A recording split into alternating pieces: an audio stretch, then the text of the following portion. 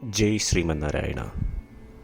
ഞാൻ ഇവിടെ പ്രതിപാദിച്ചിരിക്കുന്ന സംഗ്രഹം നമുക്ക് നൽകിയത് രാമാനുജദാസൻ ശ്രീമാൻ ഗട്ടു വേണുഗോപാലസ്വാമി അവർകൾ.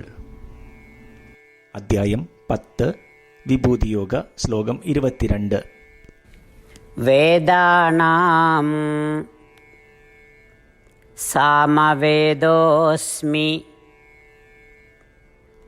ദേവാനാം അസ്മി വാസവഃ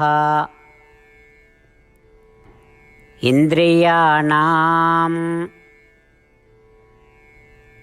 മനശ്ചാസ്മി ഭൂതാനാം അസ്മി ചേതനാ. ഓം. ഗീതാചാര്യ ശ്രീകൃഷ്ണ പരമാത്മ നമുക്കെല്ലാവർക്കും അർജുനനോടൊപ്പം വിഭൂതിയോഗ അഭ്യസിപ്പിക്കുന്നു. പരമാത്മ പറയുന്നു, അർജുന, എല്ലാ വേദങ്ങളിലും വെച്ച് സാമവേദമാണ് ഞാൻ. ദേവന്മാരിൽ ഇന്ദ്രനാണ് ഞാൻ. ഇന്ദ്രിയങ്ങളുടെ മനസ്സാണ് ഞാൻ. എല്ലാ പ്രാണനുള്ള വസ്തുക്കളുടെയും മനസ്സാക്ഷിയാണ് ഞാൻ. ഇപ്രകാരം ശ്രീകൃഷ്ണ പരമാത്മ പറയുന്നു, 4 തരം വേദങ്ങളുണ്ടെന്ന്. ഋഗ്വേദ, യജുർവേദ, സാമവേദ, അഥർവവേദ. ഇവയിൽ വെച്ച് സാമവേദമാണ് ഏറ്റവും സംഗീതമയവും 1000 ശാഖകൾ ഉള്ളതും. ശ്രീകൃഷ്ണ പരമാത്മ പറയുന്നു, അദ്ദേഹമാണ് സാമവേദമെന്ന്. ശ്രീകൃഷ്ണ പരമാത്മ എല്ലാ ദേവന്മാരിലും വെച്ച് ഇന്ദ്രനാണ് അദ്ദേഹം, സ്വർഗത്തിൻ്റെ അധിപൻ എന്ന് പറയുന്നു. ശ്രീകൃഷ്ണ പരമാത്മ 11 തരം ഇന്ദ്രിയങ്ങളുണ്ടെന്ന് പറയുന്നു. അറിവിൻ്റെ പഞ്ചേന്ദ്രിയങ്ങൾ ത്വക്ക്, കണ്ണ്, മൂക്ക്, കാത്, നാക്ക് എന്നിവയാകുന്നു. കർമ്മയുടെ പഞ്ചേന്ദ്രിയങ്ങൾ സംസാരിക്കുവാൻ സഹായിക്കുന്ന വായ, കൈ, കാൽ, പാദം, വിസർജന, ജനന അവയവങ്ങൾ. 11ാമത്തെ അവയവം മനസ്സാകുന്നു. ഈ 10 ഇന്ദ്രിയങ്ങൾക്ക് 11ാമത്തെ ഇന്ദ്രിയത്തിൻ്റെ സഹായം കൂടാതെ പ്രവർത്തിക്കുവാൻ സാധിക്കുകയില്ല. അതിനാൽ മനസ്സിനെ എല്ലാ ഇന്ദ്രിയങ്ങളുടെയും അധിപനെന്ന് നാം വിളിക്കുന്നു. ശ്രീകൃഷ്ണ പരമാത്മ പറയുന്നു, ഈ 11 ഇന്ദ്രിയങ്ങളിൽ മനസ്സാണ് അദ്ദേഹം എന്ന്. ശ്രീകൃഷ്ണ പരമാത്മ പ്രാണനുള്ള എല്ലാ വസ്തുക്കളുടെയും ബുദ്ധി അദ്ദേഹമാണെന്ന് നമ്മളെ ഓർമ്മിപ്പിക്കുന്നു. ശ്രീകൃഷ്ണ പരമാത്മയുടെ അധ്യാപനത്തെ നമുക്ക് ഓർമ്മിക്കാം. സാമവേദ എന്ന് കേൾക്കുമ്പോൾ, ഇന്ദ്രൻ എന്ന് കേൾക്കുമ്പോൾ, മനസ്സ്, ബുദ്ധി എന്നീ വാക്കുകൾ കേൾക്കുമ്പോൾ, നമ്മളുടെ തന്നെ മനസ്സിനെയും ബുദ്ധിയെയും അനുഭവിക്കുമ്പോൾ, ഇവയിലെല്ലാം ശ്രീകൃഷ്ണ പരമാത്മാവിൻ്റെ ശക്തമായ അംശമുണ്ടെന്ന് നമുക്ക് തിരിച്ചറിയാം. ഇപ്രകാരം തുടർച്ചയായി ശ്രീകൃഷ്ണ പരമാത്മ അല്ലെങ്കിൽ ശ്രീമൻ നാരായണനെ ഓർമ്മിക്കുവാൻ ശ്രമിച്ചുകൊണ്ട് ശ്രീകൃഷ്ണ പരമാത്മയുടെ വാക്കുകൾ ശ്ലോകത്തിൽ എന്ന പോലെ നമുക്ക് ആവർത്തിക്കാം. വേദാനാം സാമവേദോസ്മി ദേവാനാം അസ്മി വാസവഃ ഇന്ദ്രിയാണാം മനശ്ചാസ്മി ഭൂതാനാം അസ്മി ചേതനാ. ശ്രീമന്നാരായണ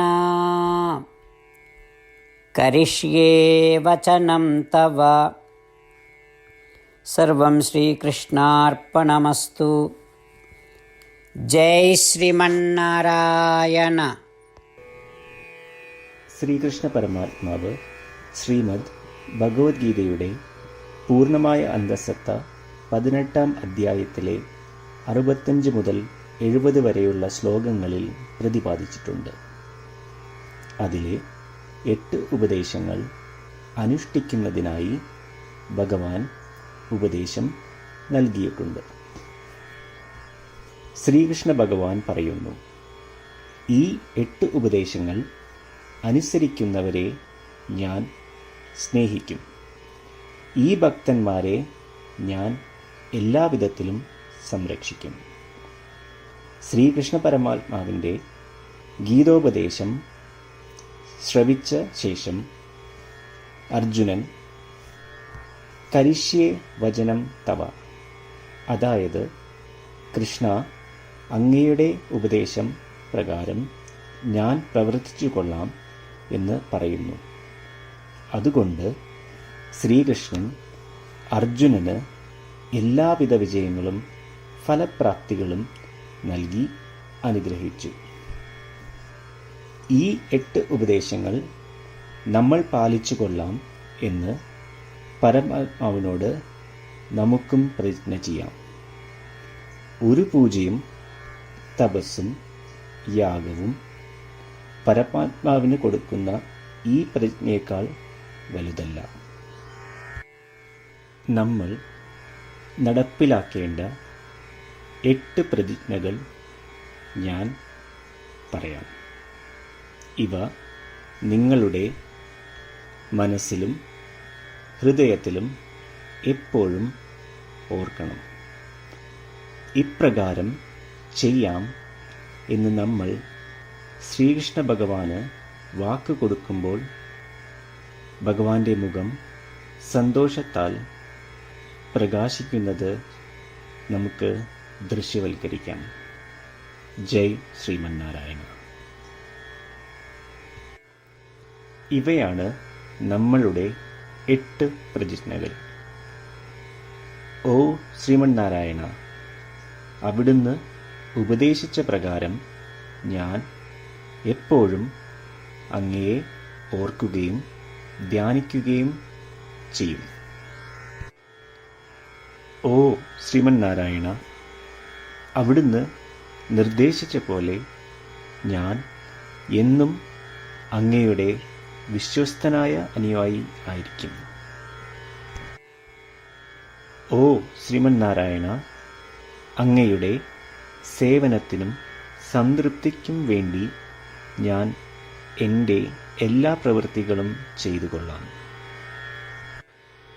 ഓ ശ്രീമന്നാരായണ, അങ്ങ് നിർദ്ദേശിച്ച പോലെ എനിക്ക് ഞാൻ അങ്ങയുടേതാണെന്ന് പൂർണ്ണ വിശ്വാസമുണ്ട്. ഞാൻ എപ്പോഴും എൻ്റെ കൈകൾ രണ്ടും ചേർത്ത് അങ്ങയെ നമസ്കരിക്കുകയും ആരാധിക്കുകയും ചെയ്തു കൊള്ളാം. ഓ ശ്രീമന്നാരായണ, മാം ഏകം ശരണം വ്രജ എന്ന് അങ്ങേക്ക് മാത്രം എന്നെ സമർപ്പിക്കുവാൻ പറഞ്ഞത് ഞാൻ ഓർക്കുന്നു. ശ്രീമന്നാരായണ, ഞാൻ എന്നെ അങ്ങേക്ക് മാത്രം സമർപ്പിക്കുന്നു. ഓ ശ്രീമന്നാരായണ, മാ സുജ, അതായത് ഒരിക്കലും ദുഃഖിക്കേണ്ടി വരില്ല എന്ന് അങ്ങ് നൽകിയ ഉറപ്പ് ഞാൻ ഓർമ്മിക്കുന്നു. അതിനാൽ ഞാൻ ഒരിക്കലും ദുഃഖിക്കുകയില്ല.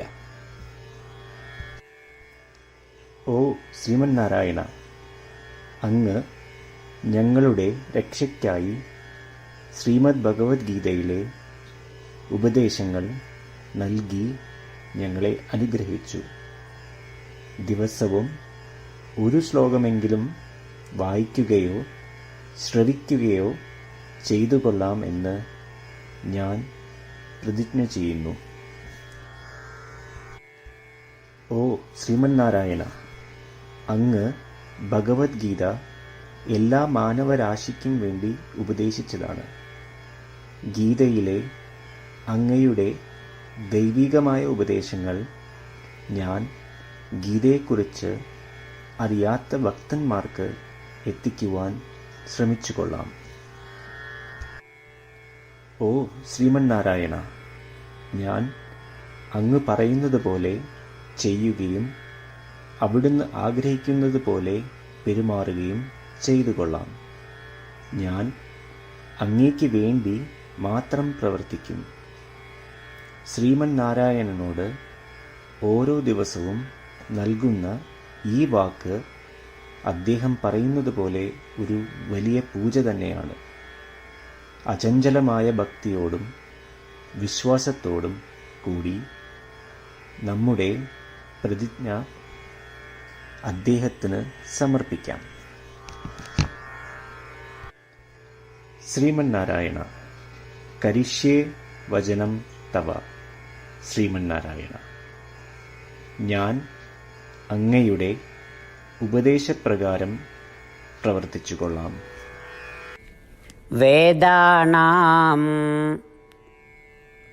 സാമവേദോസ്മി ദേവാനാം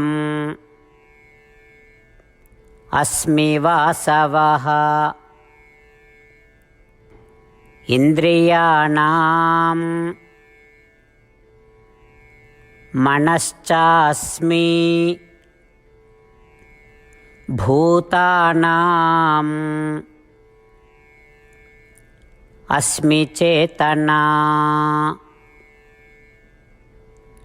ഓം വേദാനാം സാമവേദോസ്മി ദേവാനാം അസ്മി വാസവഃ ഇന്ദ്രിയാണാം മനശ്ചാസ്മി ഭൂതാനാം അസ്മി ചേതനാ. ശ്രീമന്നാരായണ കരിഷ്യേ വചനം തവ. സർവം ശ്രീകൃഷ്ണാർപ്പണമസ്തു.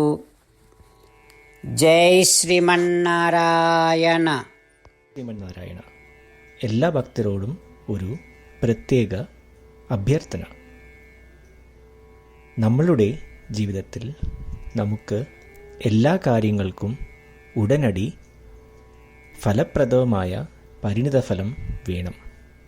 ഇത് നേടുന്നതിനായി നമുക്ക് ഒരു നിമിഷം ദിനവും നാരായണാസ്ത്രം പാരായണം ചെയ്യാം.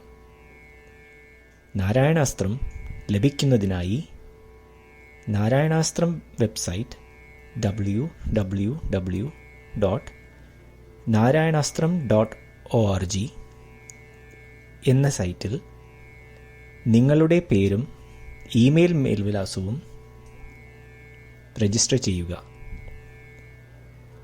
ഇപ്രകാരം ചെയ്യുന്നവർക്ക് ഒരു നാരായണാസ്ത്രം PDF ഇമെയിലിൽ അയച്ചു തരുന്നതാണ്. ഈ PDF-ൽ ഒരു രാമായണ ശ്ലോകം, ഒരു ഗീതാശ്ലോകം, ഒരു വിഷ്ണുനാമം എന്നിങ്ങനെ അടങ്ങിയിരിക്കുന്നു. ഇവ മൂന്നും ചേർന്ന് നാരായണാസ്ത്രം എന്ന പേരിൽ അറിയപ്പെടുന്നു. ഏവർക്കും വിവിധ ശ്ലോകങ്ങളാവും അയച്ചു തരിക. 24,000 ഭക്തരോടൊപ്പം ഏവരും തൻ്റെ നാരായണാസ്ത്രം ദിനവും വായിക്കുകയോ ശ്രവിക്കുകയോ ചെയ്യുമ്പോൾ ഒരു സമ്പൂർണ്ണ രാമായണ പാരായണം, 33 ശ്രീമദ് ഭഗവത്ഗീത പാരായണവും 24 ശ്രീ വിഷ്ണു സഹസ്രനാമ സ്തോത്ര പാരായണവും പൂർത്തീകരിക്കപ്പെടും. ഇത് ദിനവും ചെയ്യുന്നതിലൂടെ അത്യന്തം ശ്രദ്ധേയവും അസാധാരണവുമായ ഒരു ഫലമാണ് കൈവരിക്കാവുന്നത്. ഇതുകൊണ്ട് താങ്കളും താങ്കളുടെ കുടുംബാംഗങ്ങളും ഉടൻ തന്നെ പോയി തങ്ങളുടെ നാരായണാസ്ത്രം കൈപ്പറ്റേണ്ടതാണ്. ജയ് ശ്രീമന്നാരായണ.